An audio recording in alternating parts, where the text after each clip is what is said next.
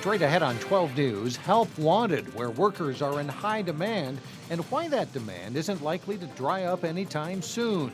Then, Strike Up the Band, how North Hennepin Community College plans to toot its own horn. But first, it's so nice to see this mall brought back to a new place. first impressions of a new era in Brooklyn Center. 12 News starts right now.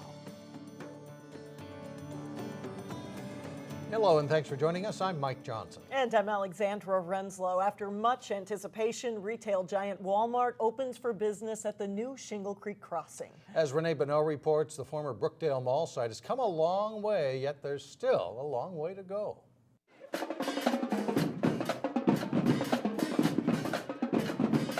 With plenty of pep what so proudly we hail. and pomp. Whose Walmart is it? At about 8 o'clock Wednesday morning, I'm very excited about being here and having this grand opening. dozens streamed in to get a first glance of the newest Walmart in the Twin Cities. It's so exciting, so exciting. Diane Longerbone remembers when Brookdale Mall brought this much excitement. I used to work at Brookdale for 32 years. I was so sad to see it go. I grew up with Brookdale. I lived 6 blocks from here growing up. I flew here, I guess, about 4 years ago and looked at the site and saw the possibility. The developer who took on the job to fill the void Brookdale left behind says this is the most rewarding and most challenging project of his career. One thing that got me was this black and white picture back in the 60s that showed this parking lot so full of cars that it didn't look like they had a space for one more left.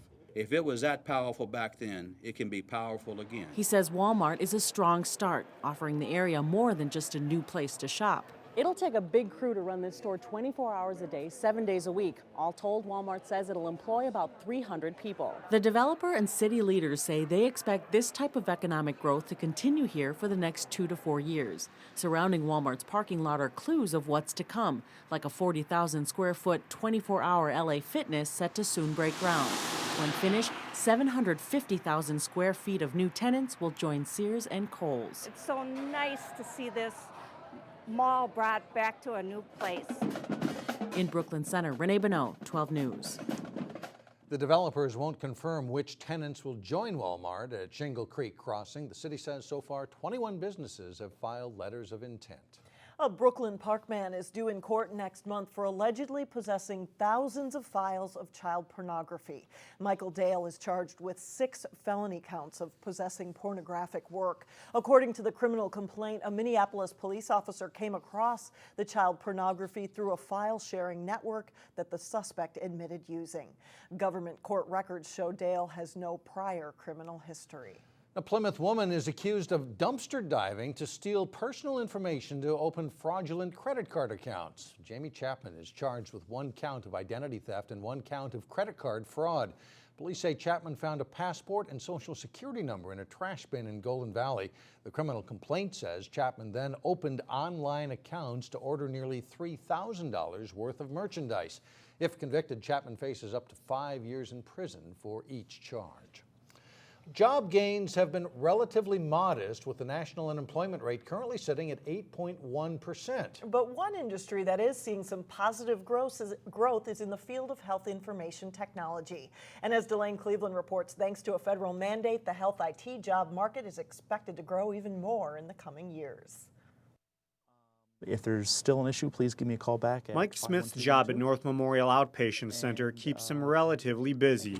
He spends his time as a service desk analyst taking phone calls and performing what he calls computer triage. When individuals from all over the North Memorial healthcare system have a problem with their computers or printing out something or an issue with a program, they contact us. Mike's been on the job for about 2 months. Prior to this, he had been unemployed for more than 5 years. I'm trying to forget those years. But a health IT program at Normandale Community College helped him land this position. The technology is never going to go away and everything. They're always going to need people to know the programs, know the hardware, know the software. This is Mike from the IT service desk. According to the United States Bureau of Labor Statistics, jobs in medical records and health IT will grow by more than 20% in the next 6 years. I have 3 positions open currently, and it seems that with expansion and turnover, I'm continually looking for new employees. And IT manager Cindy Findorf says a federal mandate for hospitals and clinics to implement electronic health records will only make more jobs become available. I think it's only going to continue to grow and expand. I mean, we basically are just at the tip of the iceberg of as far as what is possible. Which is good news for people with a background in healthcare and people such as Mike who have the skills and desire to perform computer triage. The jobs are coming. Right now, it's so new, they don't quite know what they need yet and everything. And, I want my foot in the door. According to the U.S. Bureau of Labor Statistics, the median salary for someone in the field of medical records and health information technology is about $32,000 a year. For more information on the program that helped Mike Smith land that job, we have a link on our website at 12.tv. Mike? All right, Delane, thank you very much. The city of Plymouth has approved a preliminary budget and tax levy. The total levy for 2013 would go up nearly 2%, though the city council could still reduce that figure. Here's what the budget would mean for homeowners. For the median value home, city taxes actually would go down about $14. The 2013 budget calls for the hiring of an additional police officer. Police make up about 35% of Plymouth's budget. Coming up, how you can experience art in a whole new way. Plus, an announcement by North Hennepin Community College that's music to some people's ears. And later in sports, a big night on the local soccer scene, including a matchup between rivals Osseo and Park Center. But first, a check of your AccuWeather forecast. All right, time to dust off your trumpet or grab that old clarinet. North Hennepin Community College is getting the band back together. That's right. It's been more than 30 years since the college has had a concert band, and they need you. The new concert band will have its first rehearsal Wednesday evening, and it's recruiting community members of all ages, from high school sophomores on up. Clarinets, trumpets, trombones, flutes, percussion, French horn, you name it. If you have an instrument at home, you are welcome to join the band. No audition required. If you had fun playing band in high school, if you're still having fun playing your instrument, come and join us. It will be fun. I'm not too scary. I don't care if when you play that trumpet the first time we get a cloud of dust out of it. It's just come out and join us. It'll be a good time. If you want to join, rehearsals begin tonight, Wednesday evening at 7 o'clock at North Hennepin. He even tried to recruit me. I said, you don't want to hear that. Well, learning a new skill or craft isn't always a cheap thing to do. Between the cost of the class and the price of supplies, the money can add up fast. But this fall, you can catch a break, and 12 News reporter Shannon Slatton explains how you can take advantage of free classes in today's Money Saver. There's a great opportunity coming up at Hennepin County Libraries this fall. 70 art programs that are absolutely free. A little bit more orange on Tina this. Ottmar from Artsy Smartsy specializes in teaching seniors art. And you're going to tie up your silk scarf with these little knobs. This silk scarf art project, So you can really do any colors you want. is perfect because any experience level can do it. I've had people in class that really did only have ability in one hand, and they did this perfectly fine. Tina will be teaching about silk scarf painting in an upcoming class at the Brooklyn Park Library. The library system seemed like the perfect opportunity because we do receive a lot of phone calls often for seniors who don't live in senior homes, that are in the community, living in their homes, and they still want to be part of an art program. Besides silk scarves, And you only want it in the bag for a few seconds. she'll also be teaching about pop art and mosaics too. After it's dried, I remove all the little rubber bands, and then I'll show you what the final product looks like. But seniors aren't the only ones that are a part of the library's Fall Arts Series. We have increased our arts programming because of the Minnesota Arts and Cultural Heritage Fund.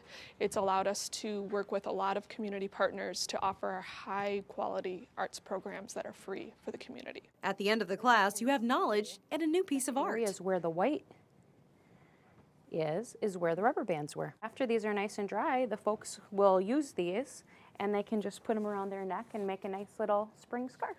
And of course, you can still sign up for several of these classes. Go to the Hennepin County Library website and you can link to that one through ours, 12.tv.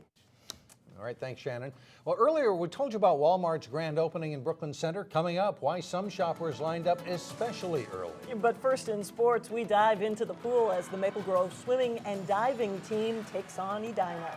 John Jacobson is in next. John Jacobson with sports, and a pretty good season so far for Park Center soccer. Yeah, they are playing very well. Champlain Park playing well. We'll see them in a moment, too. And very good at the top of the Northwest Suburban Conference for the local teams. Park Center's boys soccer team is in position to contend for the Northwest Suburban Conference title this fall. The Pirates met up with district rival Osseo on Tuesday. Abdi Dahir with the free kick for Park Center, and watch Francis Caroma serve as the decoy. He lets it go through, and it's a goal for Tahir. The Pirates lead 1-0 at halftime.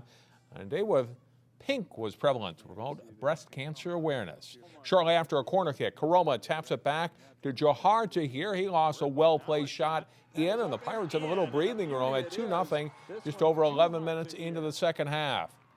And Caroma helps to seal it as he gets one of his own as he comes in alone to score his 10th goal of the season already, as the Pirates roll to a 3-0 win. In the girls' match, Park Center wastes no time getting started. Cassidy Hemming carrying it up the right side, stops and crosses to Hannah Schaub. Perfect header, and the Pirates grab the lead just over 3 minutes into the match. They force a turnover, and Tessa Landner takes advantage of the keeper looking right into the sun and chips it right on target for the long-range goal. And it's 2-0 Park Center. Next one, a little controversial. Taylor Anderson's shot passes inside the goal post for a goal, but then right out the back of the net. It's a goal, of course, and Park Center wins it by a score of 3-0. The Maple Grove boys soccer team was in the state tournament last fall, while Champlain Park is off to a great start this season. This one at Champlain Park, the Rebels looking to remain unbeaten on the season. Early first half, Ramadan Hassan wide open in front of the Maple Grove net, and he buries the shot. The Rebels lead 1-0 less than 10 minutes in. Same score early in the second half. Michael Barrett sets up Trevor Gift for the nice pass. Gift ties the match in the 45th minute. Maple Grove keeper Atherton Wiseman makes some big stops in the second half to keep the score tied. He stops Sidney McLean a couple of times here, and this game goes into overtime. In the OT, it's McLean finally cashing in, converting on the pass from Jake O'Brien. It turns out to be the game winner as Champlain Park wins 2-1, a huge win for the Rebels. It meant a lot because we lost to them twice last year in the regular season and in sections, so it was a big one. In girls swimming and diving, Northwest Suburban Conference power Maple Grove hit the water Tuesday night against a Lake Conference heavyweight.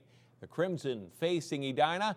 We start with diving. Maple Grove's Lexi Tenenbaum scores a 5.5, 6, and 5.5 here. She wins the diving with teammate Lauren Bjorn finishing second. 100 butterfly, Edina's Heather Ladke is in first with a time of 1 minute, 1.2 seconds. Vivian Wynn is second for the Crimson. 100 freestyle, very close race. Madeline Eden wins it for the Hornets, and Christina Rudin second for Maple Grove, just 0.18 of a second back.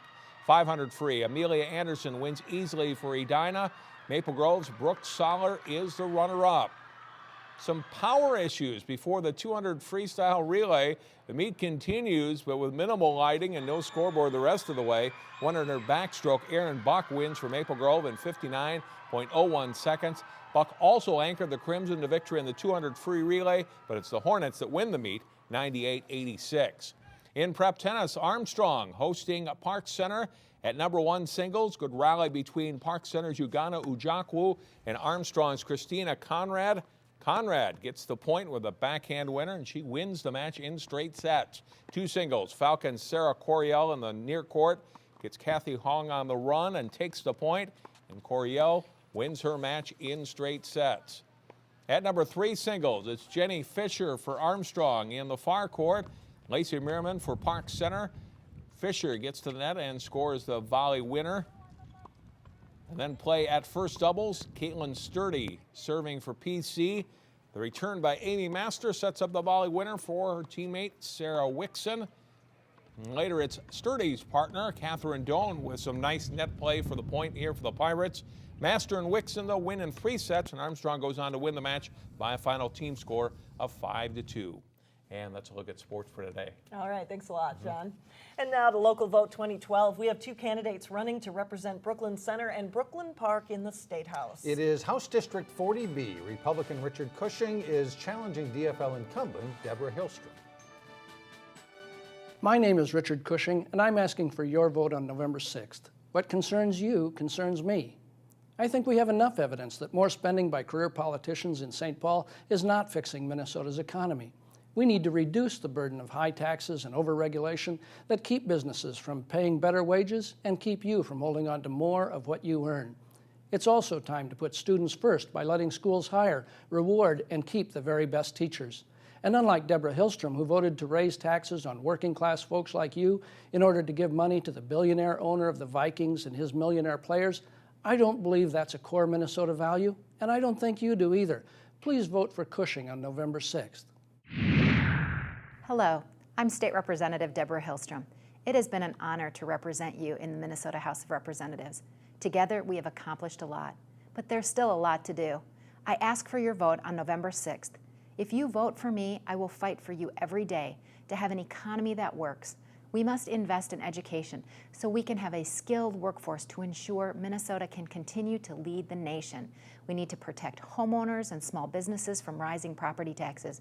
We need to be honest with Minnesotans and stop with the short-term budget gimmicks that rob our children's future. We need to stop the partisan gridlock and work to move Minnesota forward. I ask for your vote on November 6th. Thank you. And you can check all the candidate profiles on our website. Go to 12.tv. Well, still ahead, the real reason why several shoppers were lined up early at the new Brooklyn Center Walmart. We'll be right back. Well, finally, the real reason several shoppers lined up outside the new Walmart in Brooklyn Center. That's right. Forget the allure of a new store or the history that it replaced. My basement looks like Toys R Us. I have wall-to-wall. For people like Mark Jones of Crystal, it is all about the treasure hunt. He and others are looking for rare Hot Wheel cars. Collectors get them when stores are first stocked or when store workers put out a new box. And Mark has been a fan ever since Mattel first introduced Hot Wheels back in 1968. And listen to this. He says he has about 17,000 Hot Wheels, and he doesn't plan to sell them. And we went on eBay just to see how much a rare Hot Wheels goes for, and we found that some were going for as much as $25 to $40. Oh, so wow. I still have some of my old ones. I could sell Look them. it up, John. That does it for us. Thanks so much for joining us. We'll see you back here tomorrow. Community Corners coming up next.